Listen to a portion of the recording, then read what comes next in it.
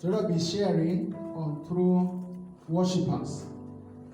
God is looking for true worshippers. So Exodus chapter 23, I'm reading verses 25 and 26, and I'm reading in the name of the Lord. Worship the Lord your God, and his blessings will be on your food and water. I will take away sicknesses from among you, and none will miscarry or be barren in your land. I will give you a full lifespan. Book of John 4, verse 19 through verses 24. I read in the name of the Lord. Sir, the woman said, I can see you are a prophet. Our fathers worshipped on this mountain, but you Jews claim that the place where we must worship is in Jerusalem. Jesus declared, believe me, woman, a time is coming when you will worship the Father, neither on this mountain nor in Jerusalem. You Samaritan worship what you do not know. We worship what we do know, for salvation is from the Jews. Yet a time is coming, and has now come, when the true worshippers will worship the Father in spirit and truth. For they are the kind of worshippers the Father seeks. God is spirit, and his worshippers must worship him in spirit and in truth. Zechariah chapter 14, verse 17. If any of the peoples of the earth do not go up to Jerusalem to worship the King, the Lord Almighty, they will have no rain. And verse 20 says, on that day, holy to the Lord will be inscribed on the bells of the horses and the cooking pots in the Lord's house. In the Lord's house will be like the sacred bowls in front of the altar. Blessed be the name of the Lord. I say today we are sharing on true worshippers. And God is looking for true worshippers among our congregation, among the people who are called in the name of the Lord. There are so many members in our churches. There are so many members in our congregations. But God is not interested with the church members. That may be the responsibility of pastors and other leaders. God is interested with the worshippers. And the question we want to ask ourselves today is whether you and me are true worshippers of God, the one God is looking for. God is looking for people so that they may worship him, and you and me, we are required to be true worshippers of God. Where we have read in the Gospel of John, chapter 4, from verse 19 through verse 24, this is a discourse between Jesus and the Samaritan woman. The woman has come to draw water by the well of Jacob at a place called Sychar. And she's all alone. Although we knew that the Jews were a communal society, they used to do things together. So this woman going alone was something very questionable. But all the same, Jesus met the woman at the well, and Jesus asked the woman for a drink. Maybe he was looking for a way to open this conversation, because finally Jesus never got a drink. So he was not actually interested with water. He wanted to have a discussion with the Samaritan woman so that the Lord may be able to help her, because the mission of Jesus on this world was to seek and to save that which was lost. And then we understand from the story, when Jesus asked for a drink, the Samaritan woman was unwilling to give Jesus a drink. This was because there existed an enmity between the Jews and the Samaritans. And for that reason, the woman was unwilling to give water to a Jew because she was a Samaritan. I want to bring your attention to where the enmity came from very quickly. If you read in your Bible the book of 2 Kings chapter 17, 2 Kings chapter 17, if you read from verse 24, going down to verses 41, you are going to see what brought about this enmity. That the king of Syria, his name is not mentioned. He was ruling, and he came and invaded Samaria, where Jews used to dwell there in Samaria. And then this king had his own way of governance. He came and exiled literally everybody from the land of the Samaritans. He took away everyone, and he took those people to the land of Assyria.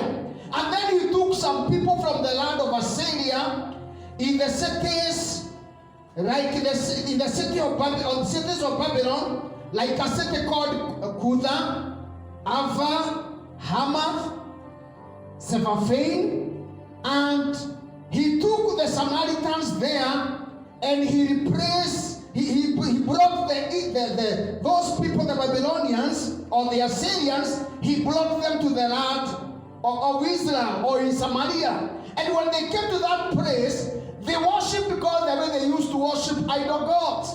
And the God of Israel, because Samaria had been dedicated for the worship of the living God, God was not happy. He released some very dangerous lions. Lions came and began to kill people. And as a result, many people died because of the lions. And the people began to cry to the king of Assyria, crying for mercy, that unless he rescues them, unless he saves them, they shall be completely destroyed by the lions. And because they knew the God of Israel was not happy with their kind of worship, for that reason, the king sent a priest and a prophet who came back to the land of Samaria to these foreigners. And he began to teach them what the God of Israel required for worship.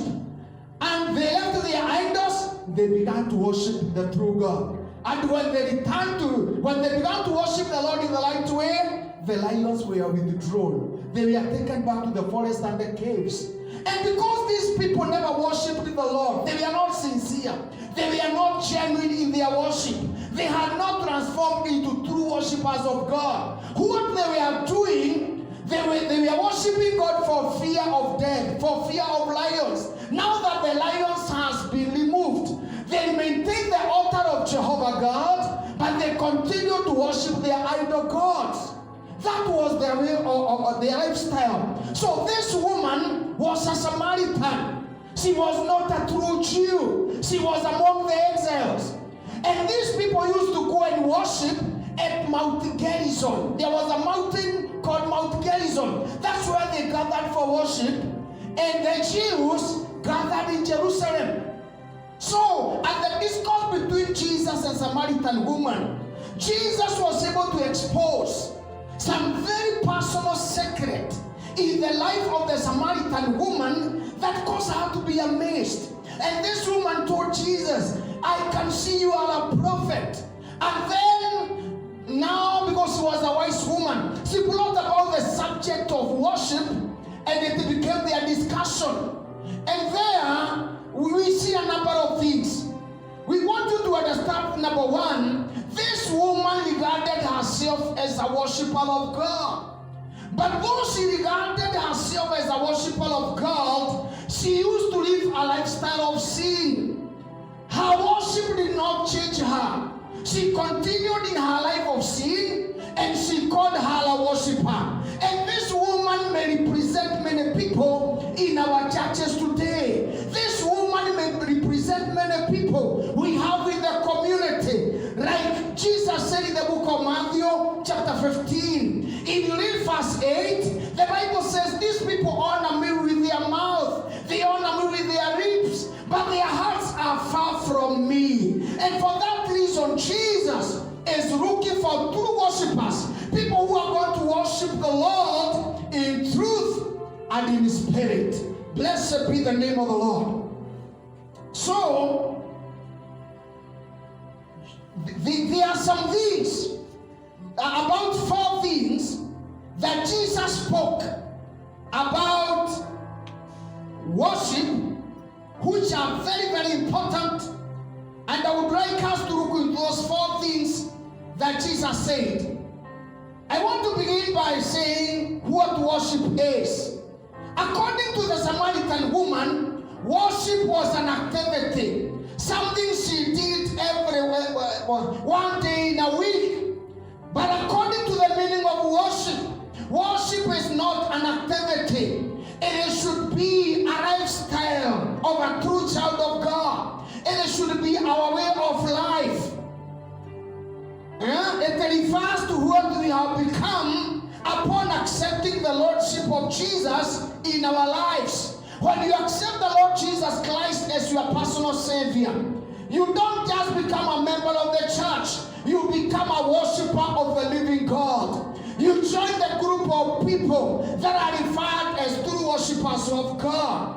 And therefore, worship is not just an activity. No, it is your way of life. It is what you have become, a worshiper. God created you so that you may worship Him. God saved you so that you may worship Him. God does not eat food like we do. God eats worship. Yeah? And that's why we as believers should give the Lord what we call ministry to the Lord, and this is worship. Oh, blessed be the name of the Lord. The end of the book of Psalms 22, in verse 3, he says, "You are enthroned, you who inhabit or dwells in the praises of Israel." God dwells in the praises of His people. God eats worship. God delights in worship.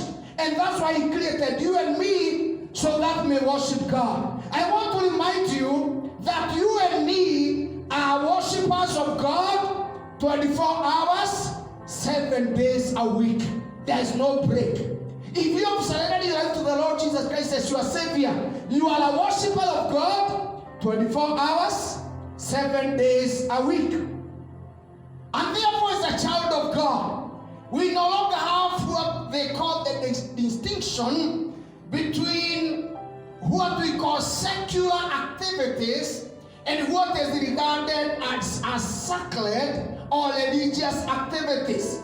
To a true worshiper, there are no longer any distinction or any line defining what we refer as secular activities and that which we regard as religious or sacred activities. To a child of God, wherever you are, regardless of your profession, regardless of where you are, whether you are in the marketplace, in your business, whether you are in the church preaching, singing, or worshiping, whether you are in the house as a husband or as a wife, whether you are anywhere as a business executive, a trader, or even you are a teacher in a classroom or in the field as a farmer, wherever you are, the Lord expects you to be a worshiper. Oh, blessed be the name of the Lord. May we carry ourselves that wherever we are true worshippers of God. We have no room for engaging in activities that take us away from God. We are supposed to maintain our relationship with God, our relationship as worshippers,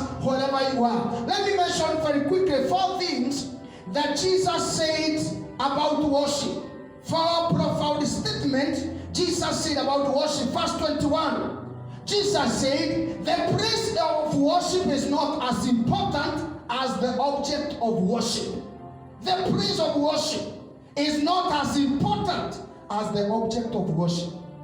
Jesus told the Samaritan woman, a time is coming where it is not about Mount Gerizim, it is not about Jerusalem, but true worshippers will worship the Father. The object of worship is more important than where you do it.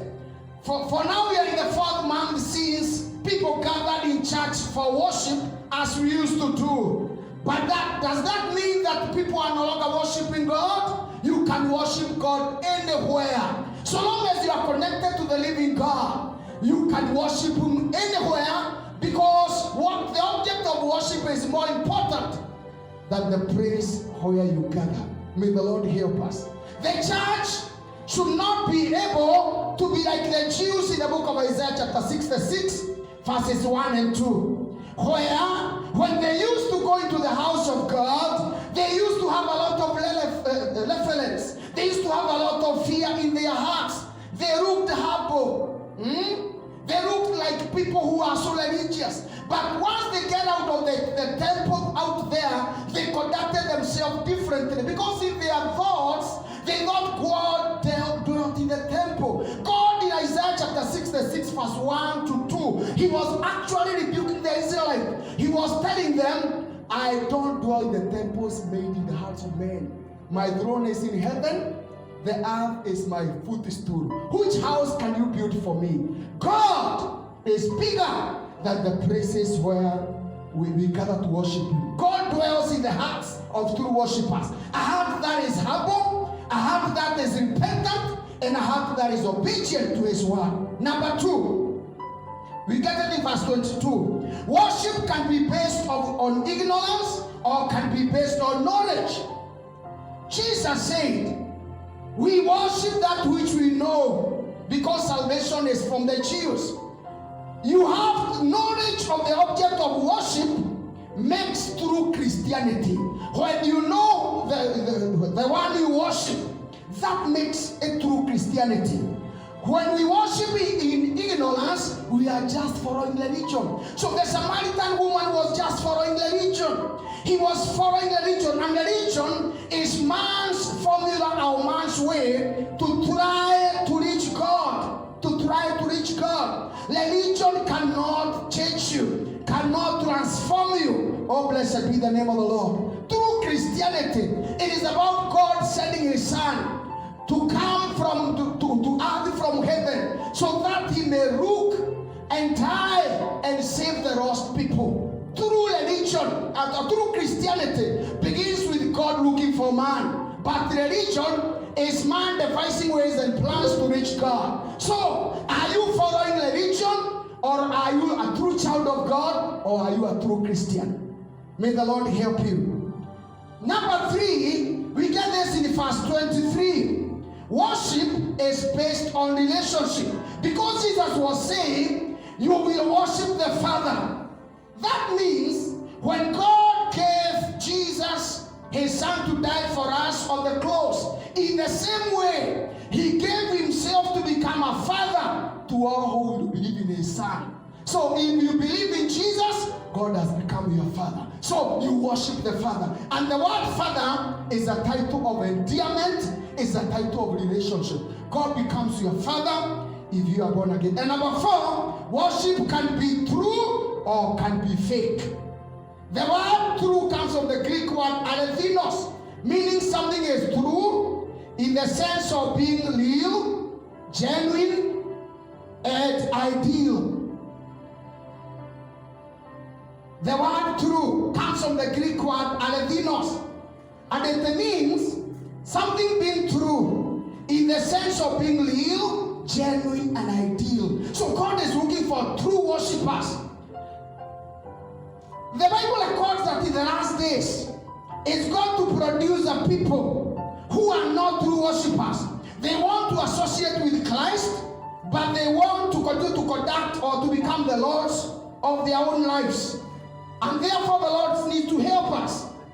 The Lord needs to help us. 1 Timothy chapter 4 verse 1 says, the last days will produce a people in the form of godliness, but denying the power of God. May the Lord help you and me. When you talk about worship in the Spirit, it says from the depth of our heart, on a worship that is guided by the Holy Spirit. Oh, blessed be the name of the Lord.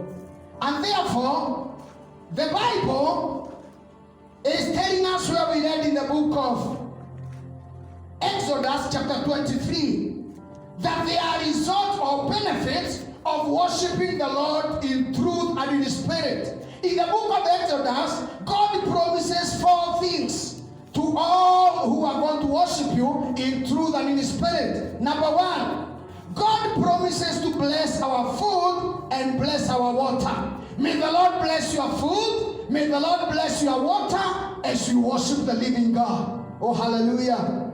The other thing that God says, He will take away sickness from among His people.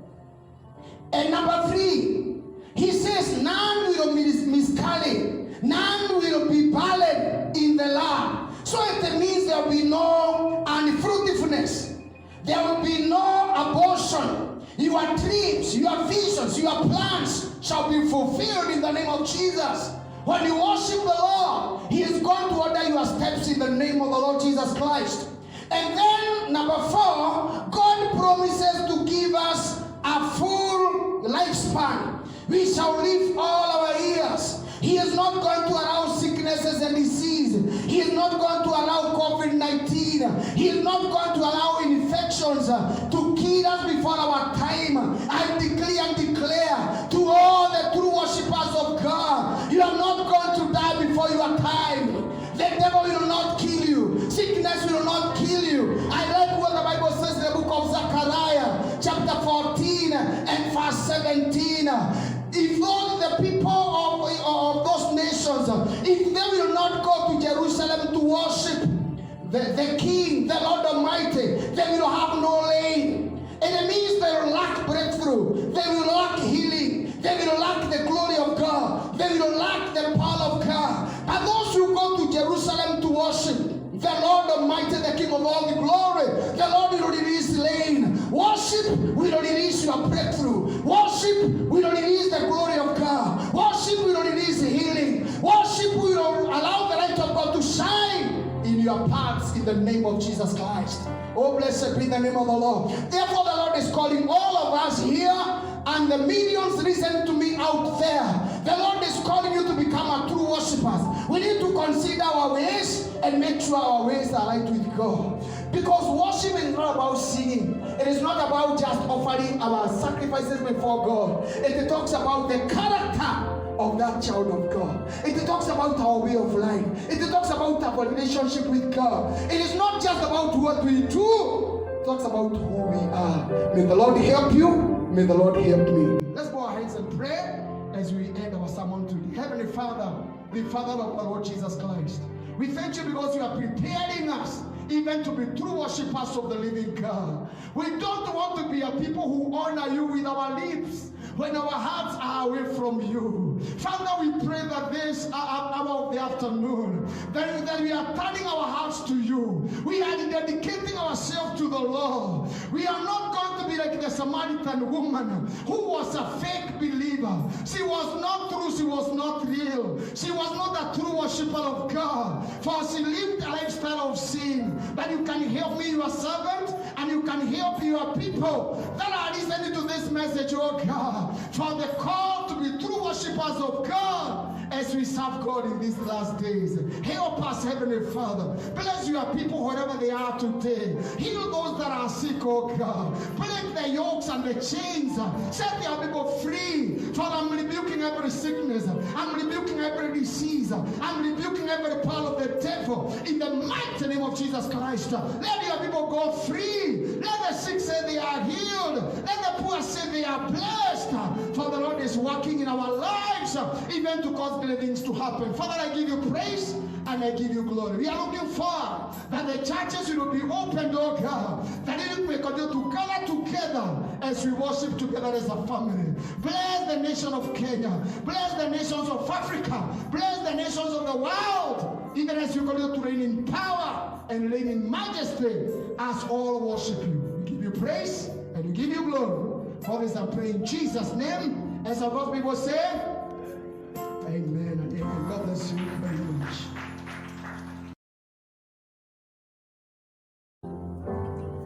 Thank you very much, viewer, for having joined us today.